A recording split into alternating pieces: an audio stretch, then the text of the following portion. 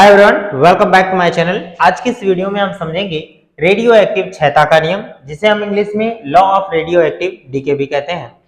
आज की इस वीडियो में हम इस टॉपिक से रिलेटेड एक न्यूमेरिकल प्रैक्टिस भी करेंगे। तो अगर आप इस कॉन्सेप्ट को जानते हैं तो वीडियो को आगे बढ़ाकर आप केवल न्यूमेरिकल प्रैक्टिस देख लीजिए। अगर आपने इस न्यूमेरिकल को कर लिया तो आप इस चैप्टर का एक बहुत ही महत्वपूर्ण कॉन्सेप्ट सीख जाएंगे। तो आइए सबसे पहले इसका डेरिवेशन समझते हैं और साथ में इसका फॉर्मूला भी समझेंगे कि कैसे वो फॉर्मूला आएगा। फिर हम न्यूमेरिकल प्रैक्टिस करेंगे, क्योंकि यह एक कंप्लीट डिस्कशन होगा इस टॉपिक पर, ताकि आपके लिए चाहे 1 नंबर का आए, 2 नंबर का आए या 3 नंबर का प्रश्न आए तो सारे प्रश्नों के जवाब आप दे सकें। तो चलिए आज की इस वीडियो को शुरू करते हैं। सबसे पहले हम बात करें रेडियो एक्टिव क्षयता का नियम। रदरफोर्ड तथा सोडी नामक 2 साइंटिस्टों ने दिया था। आप इस नाम को भी ध्यान दीजिएगा। रदरफोर्ड तथा सोडी के अनुसार किसी क्षण किसी रेडियो एक्टिव पदार्थ के क्षय होने की दर उस क्षण उस पदार्थ में उपस्थित रेडियो एक्टिव परमाणुओं की संख्या के अनुक्रमानुपाती होता है। यानी किसी भी रेडियो एक्टिव पदार्थ में परमाणु जितना ज्यादा होंगे, रेडियो एक्टिव क्षय होने की दर उतना ही अधिक होगी। जैसे जैसे परमाणु की संख्या घटती जाएगी वैसे वैसे इनमें रेडियो एक्टिव के क्षय होने की दर भी घटती जाएगी।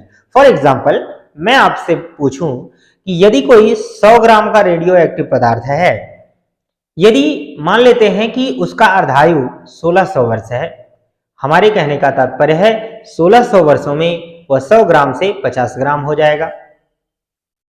इसी तरीके से 50 ग्राम का जब आधा होगा यानी 25 ग्राम होगा तो फिर से 1600 वर्ष लगेंगे।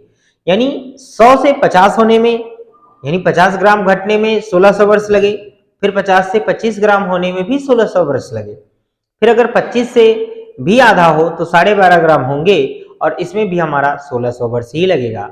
यानी जैसे जैसे परमाणुओं की संख्या घटती जाएगी, समय तो ज्यादा लगेगा ही, परंतु रेडियो एक्टिव के क्षय होने की दर भी घटती जाएगी। ये हमारा कॉन्सेप्ट होगा। और आइए अब इसका हम कॉन्सेप्ट समझते हैं। तो सबसे पहले आपको यहाँ लिखना चाहिए, जैसे जो ये नियम है, इस नियम को हम लिखेंगे प्यारे मित्रों dN/dt, यानी परमाणुओं के क्षय होने की दर उस समय उपस्थित परमाणुओं की संख्या के अनुक्रमानुपाती है, यानी इसी के अनुक्रमानुपाती होगा। अगर ये घट रहा है तो यहाँ पर हम माइनस का निशान लगा के रखेंगे।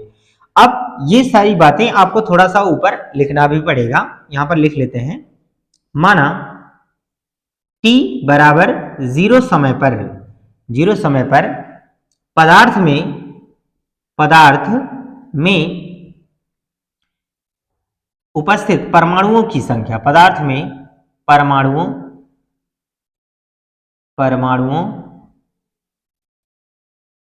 की संख्या अगर प्रारंभ में है तो अत्यधिक परमाणु होंगे, 0 समय पर है तो संख्या को हम यहां पर मान लेते हैं मित्रों n0 मान लेंगे। इसी प्रकार t बराबर t समय पर, यानी t समय पश्चात हम कहें तो आप परमाणु घट जाएंगे और जितने भी बचेंगे उसे हम n मानेंगे। तो हम यहां लिखते हैं t बराबर t समय पर पदार्थ में परमाणुओं की संख्या हम मान लेते हैं मित्रों n हो जाएगा। अब इस फॉर्मूले को आप पहले लिखिएगा, जैसा कि यहाँ पर आपको कथन लिखा गया है, इसी को यहाँ पर फॉर्मूले में लिख दिया गया है। इसे थोड़ा हम ऊपर लिख लें जिससे थोड़ा जगह अच्छा हो जाएगा। dN/dt अनुक्रमानुपाती n हो जाएगा मित्र। अब हम इसे आगे बढ़ाते हैं, तो ये अनुक्रमानुपाती का निशान है, इसको हटाइएगा तो बराबर का निशान लगाइए, और बराबर के निशान के बाद आप जानते हैं कि एक हम कांस्टेंट लेकर आते हैं। यहाँ पर रेडियो एक्टिव क्षय स्थिरांक लैम्डा आ जाएगा और यहाँ पर हो जाएगा n, और इधर हम लिख सकते हैं -dN/dt। ठीक है, ये t है, आप ध्यान दीजिएगा इस बात पर। और ये लैम्डा क्या है, यहाँ पर लिख लेते हैं लैम्डा, जहां लैम्डा क्षय स्थिरांक है, इस प्रकार से समझ सकते हैं।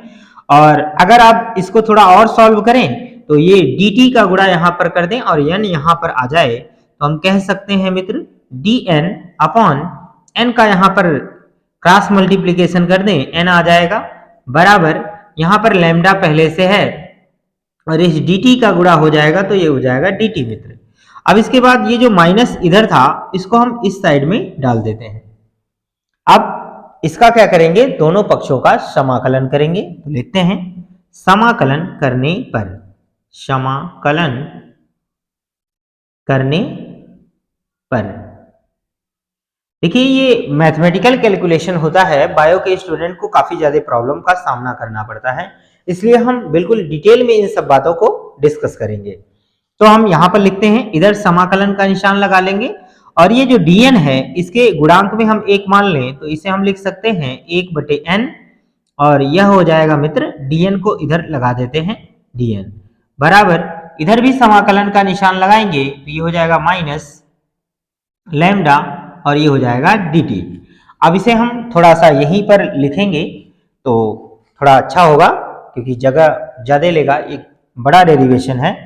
तो हम यहाँ पर लिखते हैं, एक समाकलन का सूत्र हम समझेंगे। ये हमारे पास सूत्र है, सूत्र क्या है, समाकलन 1/x dx बराबर होता है मित्र log x होता है और साथ में यहाँ एक नेचुरल लॉग बेस बनाएंगे e।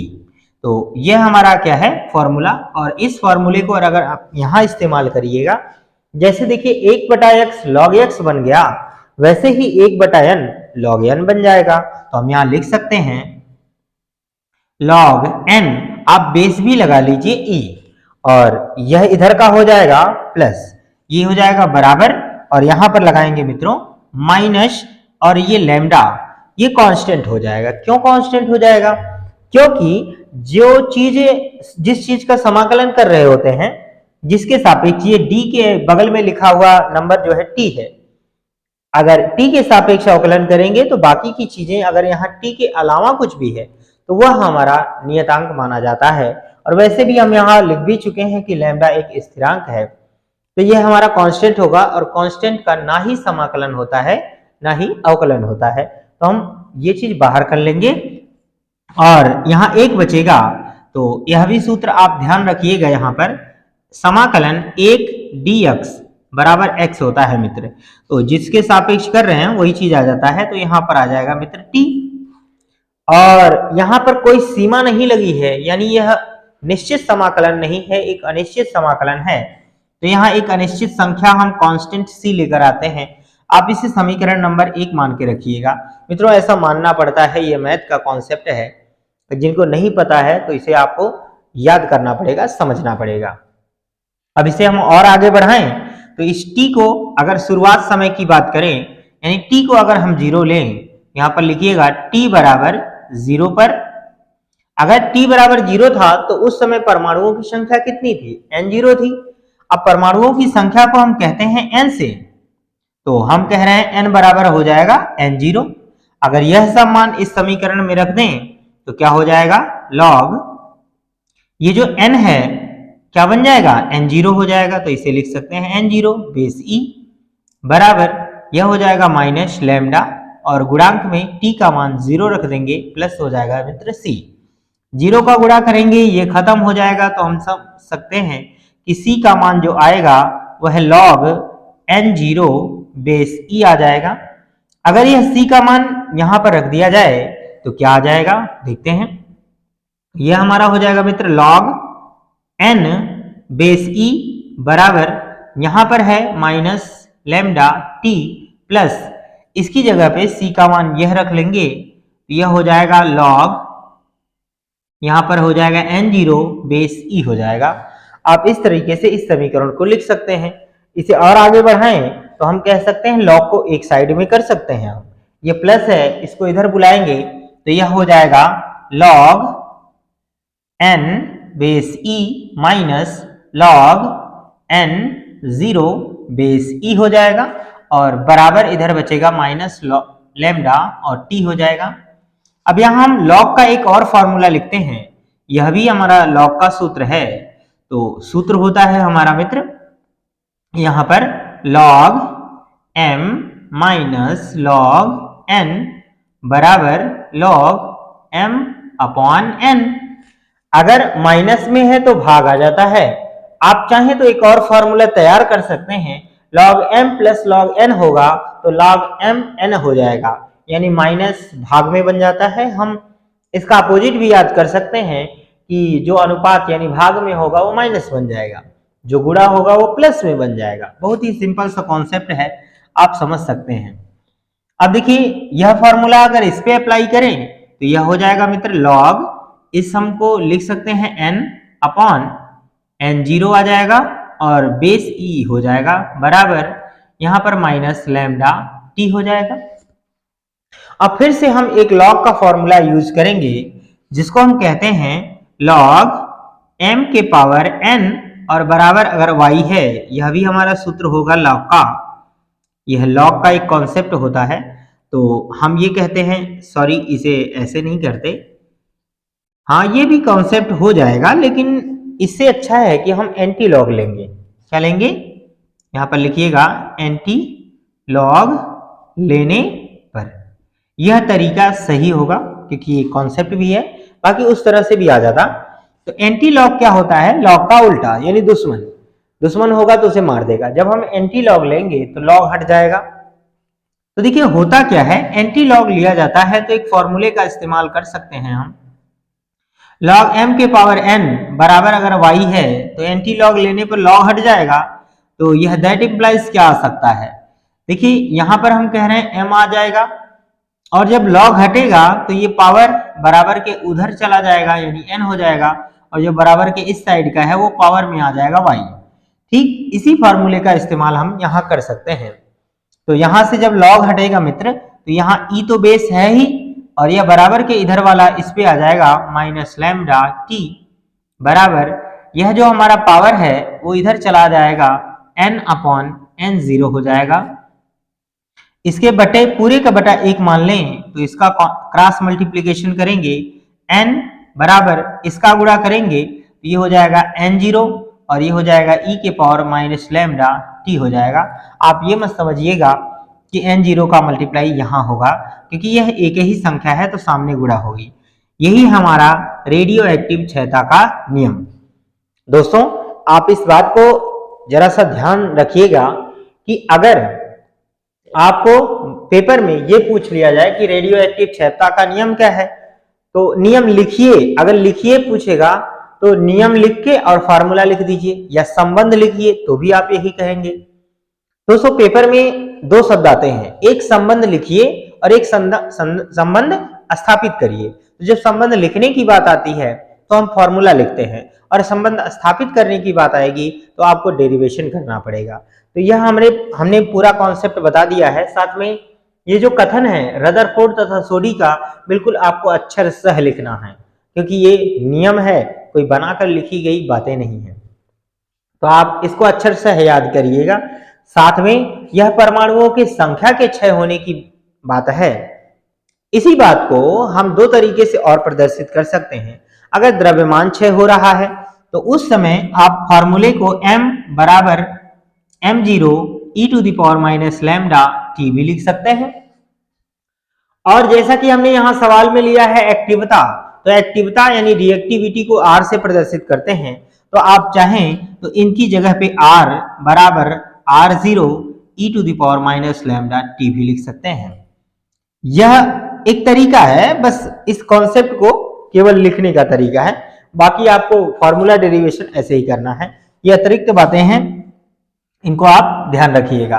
आप चाहें तो वीडियो को पॉज करके स्क्रीनशॉट लीजिए, फिर हम आगे कंटिन्यू करते हैं, इस सवाल को हल करेंगे। वीडियो को पॉज करके स्क्रीनशॉट लीजिए फटाफट। कर लिया होगा उम्मीद है, ठीक है, मिटाते हैं इसे।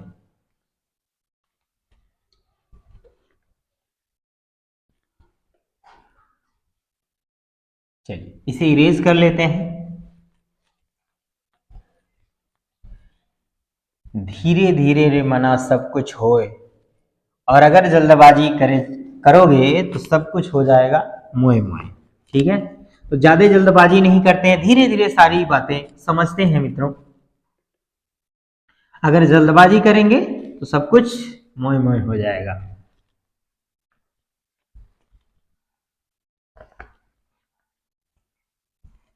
तो ये था हमारा कॉन्सेप्ट अब हम इस सवाल को हल करने का प्रयास करेंगे।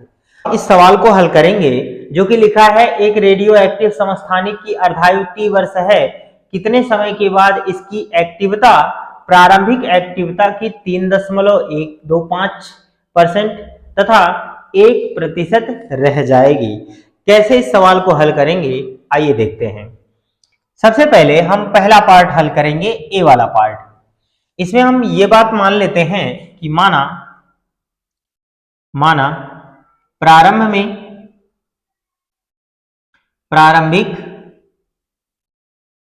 एक्टिवता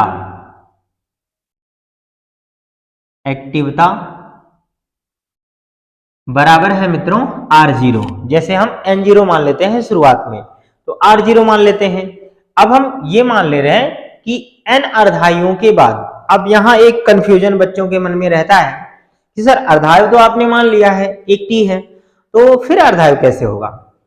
देखिए जैसे हमने अभी अभी एक एग्जांपल दिया था कि 100 ग्राम का आधा 50 ग्राम होगा, तो एक अर्धायु बीत गया। फिर 50 से 25 होगा तो दूसरा अर्धायु बीत जाएगा, फिर 25 से 12.5 होगा, फिर तीसरा अर्धायु बीत जाएगा। इसी प्रकार से एक ही पदार्थ के खत्म होने तक कई अर्धायु लग सकते हैं, तो कई अर्धायुओं को मिलाकर समय ज्यादा भी हो जाएगा। तो यही बात हम यहां पर कहना चाह रहे हैं कि माना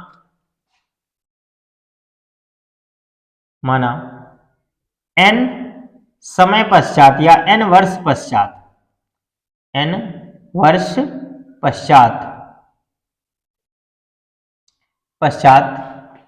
प्रारंभिक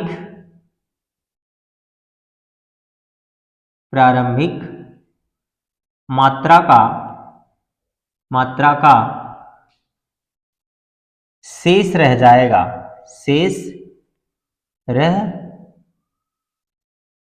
जाता है। कितना परसेंट? हम कहते हैं R%। कितना? R रह जाता है। अब प्रश्न के अनुसार अगर चलें, प्रश्नानुसार जो ये R का मान होगा वह प्रारंभिक मात्रा का 3.125% रहना है। तो हम कह सकते हैं R की वैल्यू जो होगी वो R0 और यहां पर हो जाएगा का 3.125%, जो कि यहां पर लिखा है। अब आप इसे हल करिए। R बराबर होता है मित्र R0 और का मतलब होता है गुणा, ये हो जाएगा 3.125 और बटे में यहां पर देखिए प्रतिशत का मतलब होता है 100। आप देखिए प्रतिशत का चिन्ह इस प्रकार से लगता है ना, इस डंडे को आगे कर दीजिए 1 और ये 2 जीरो लगा दीजिए, 100 हो जाता है। प्रतिशत का मतलब इसी प्रकार से 100 बना लेते हैं। इसको अगर आप हल करने का प्रयास करिए, दशमलव यहां से हटाइए 3 अंक से, तो 3 जीरो यहां पे बढ़ जाएगा। हम इसे और हल करें तो कह सकते हैं कि 25 से 25, 6 बचेगा 62, 25 दूना 50, 25 बच्चे 125। तो यहाँ पर 25 चौक के 100, ये 3 जीरो बढ़ जाएगा। फिर हम इसे कह सकते हैं कि 25 से और काट दीजिए, तो हम कह सकते हैं 25 बच्चे 125 और यहाँ पर हो जाएगा 25 से 25 और यहाँ पर 15 बचेगा, 25 छक्का 150 और ये जीरो हो जाएगा। 5 एक 5, 5 3 15, 5 दूना 10।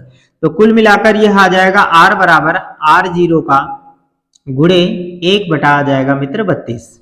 अब इस बात को हम लिख सकते हैं कि R बराबर R0 और यहां पर 1/32 को हम लिख सकते हैं 1/2 की पावर, यहां पर 5 आ जाएगा, क्योंकि 2 का अगर 5 बार गुणा करेंगे तो 32 आ जाएगा। यह हमारा मान लेते हैं इक्वेशन नंबर फर्स्ट है।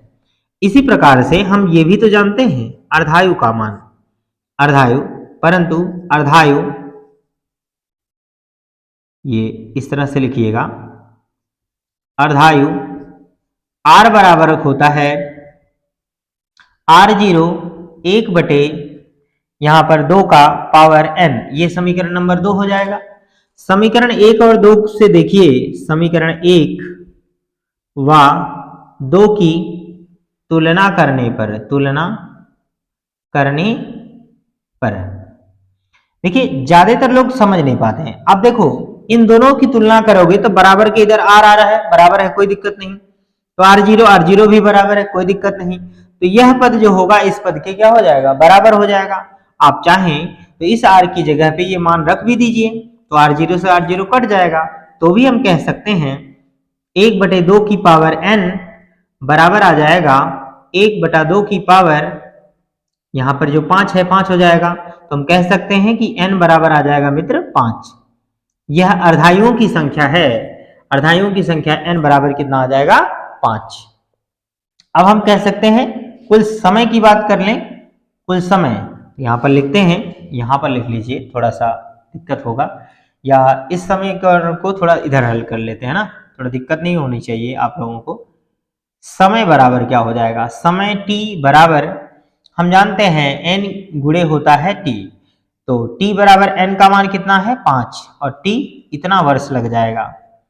यह हमारा आंसर हो जाएगा पहले पार्ट का। अब हम दूसरा पार्ट हल कर सकते हैं। दूसरा पार्ट कैसे हल करेंगे, दूसरा पार्ट है हमारा मित्र बी।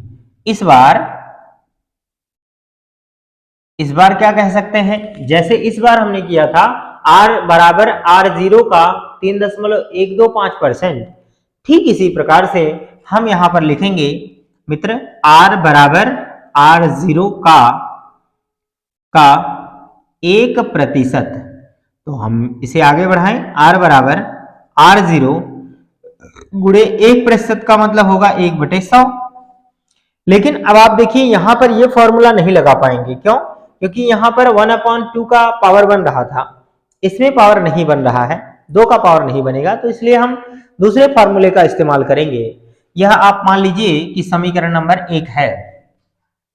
अब इसी तरीके से हमने देखा था कि अभी अभी हमने फॉर्मूला हल किया है, r बराबर r0 और e के पावर माइनस लैम्डा t, ये समीकरण नंबर 2 हो जाएगा, है ना। चूंकि तो ये लिख सकते हैं इस बार समीकरण 1 व 2 से, 1 और 2 का इस्तेमाल करिए तो क्या हो सकता है, r की जगह पे यह r का मान रख दें, ये हो जाएगा r0 और गुणे में 1/100 बराबर r0 e के पावर माइनस लैम्डा t हो जाएगा। r0 से r0 कट जाएगा, यहाँ कह सकते हैं कि 1 आ जाएगा 100 मित्र, और यहाँ पर बच रहा है e के पावर माइनस लैम्डा t, इस पूरे के नीचे 1 माने और अगर पलट दें तो 1/e के पावर माइनस जो है वह बदल जाएगा प्लस में। ये बात ध्यान रखिए, जब आप हर को अंश और अंश को हर बनाते हैं तो उसका चिन्ह बदल जाता है, माइनस से प्लस और प्लस से माइनस बन जाएगा। ये जरूरी नहीं है कि माइनस का प्लस ही बनेगा, प्लस का माइनस भी बन सकता है यार, तो इस तरीके से कर सकते हैं। अब आप तिरछा गुणा कर दें तो इसका गुणा यहाँ पर करिए तो e के पावर हो जाएगा लैम्डा t, और 100 का गुणा यहाँ कर दें तो हम कह सकते हैं आ जाएगा 100 ही आ जाएगा। अब हम क्या करते हैं कि लॉग ले लेंगे, क्या लेंगे, लॉग लेंगे।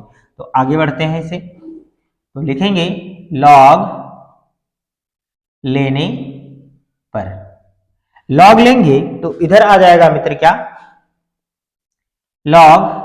देखिए इससे पहले हमने एंटी लॉग का कॉन्सेप्ट बताया था, तो जब एंटी लॉग लिए थे तो लॉग हट गया था, तो पावर की चीज उधर और इधर की चीज पावर में आ गई थी। अब लॉग है नहीं तो हम लॉग ले रहे हैं, तो फिर इसका अपोजिट हो जाएगा, तो यह इधर चला आएगा और 100 का पावर यहाँ हो जाएगा, तो यहाँ बेस e लिख लें और यहाँ आ जाएगा मित्र 100 बराबर, यह हो जाएगा लैम्डा t हो जाएगा। अब इसे और आगे हल करें तो हम लिख सकते हैं लॉग 100 को लिख सकते हैं 10 की पावर 2 और बेस e बराबर यहाँ आ जाएगा मित्र, यह हमारा लैम्डा t, और ये 2 आगे आ जाएगा, एक फॉर्मूला होता है ये भी लिखते हैं, चूंकि हम जानते हैं कि log m के पावर n बराबर होता है n log m होता है। यह सूत्र का इस्तेमाल कर दें यहाँ पे तो पावर आगे आ जाएगा, इस e से ज्यादा मतलब नहीं होता है यहाँ पे, तो 2 आगे आ जाएगा तो 2 लिख लेंगे, log 10 बेस e बराबर यह हमारा हो जाएगा लैम्डा t हो जाएगा मित्र। अब यहाँ पर देखिएगा यह 2 हो जाएगा, आप log 10 का मान ध्यान दीजिएगा, log 10 बेस e इसकी जो वैल्यू होती है ये आपको याद करना पड़ेगा, 2.303 होता है बराबर, और यहाँ पर लैम्डा और ये हो जाएगा हमारा t।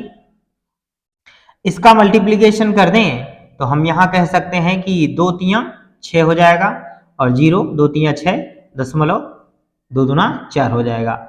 इस लैम्डा का भी एक सूत्र होता है, क्या होता है, लैम्डा का भी एक सूत्र होता है, जो कि है हमारा अर्धायु और रेडियो एक्टिव क्षयता में संबंध। तो यहाँ पर लैम्डा बराबर क्या होता है 0.6931 अपॉन टी होता है। यह अर्धायु है और ये है, तो आप इसको याद कर लीजिएगा, लैम्डा बराबर होता है 0.6931 अपॉन क्या हो जाएगा टी, और यह जो समय है यहाँ पर गुणा कर लेते हैं। इसे और आगे बढ़ाएं तो देखिए क्या हो जाएगा, इसका यहाँ पर तिरछा गुणा कर दें, इसका यहाँ गुणा कर दें, यह हमारा आ जाएगा 0 पॉइंट, यहाँ पर 4 आ रहा है, यह हो जाएगा 4.606 अपॉन में यह हो जाएगा 0.6931 और इंटू टी हो जाएगा और यह टी हो जाएगा। यहाँ स्मॉल टी पूरा समय है और जो टी है वह अर्धायुओं की संख्या है, एक अर्धायु का समय है। तो हम ये कह लेंगे कि टी का मान निकालिए, अगर इसका भाग आप इसमें दे देंगे तो यह आ जाएगा हमारा, आप इसमें भाग दीजिएगा तो यह आ जाएगा 6.65 और यह टी यहाँ पर रख लीजिएगा, अर्धायु जो है यहाँ पे, और यह टी इधर लिखने की बजाय आप इधर लिख लीजिए। तो 1% रहने में उसे 6.65 टी यह वर्ष लग जाएगा, इतना वर्ष लग जाएगा। तो इस तरह से आप इस प्रश्न को हल कर सकते हैं। एक ही प्रश्न में आपको अर्धायु से रिलेटेड भी सवाल मिल जा रहा है और क्षय स्थिरांक से भी रिलेटेड कॉन्सेप्ट समझ में आ जाएंगे। उम्मीद है दोस्तों आप लोगों को ये कॉन्सेप्ट समझ में आया होगा। यदि फिर भी कोई डाउट्स रह जाते हैं तो प्लीज कमेंट सेक्शन में जरूर लिखिएगा। मिलते हैं अगली वीडियो में एक और जबरदस्त कंटेंट के साथ, तब तक आप अपना ख्याल रखिए, स्वस्थ रहिए, मस्त रहिए। All the very best.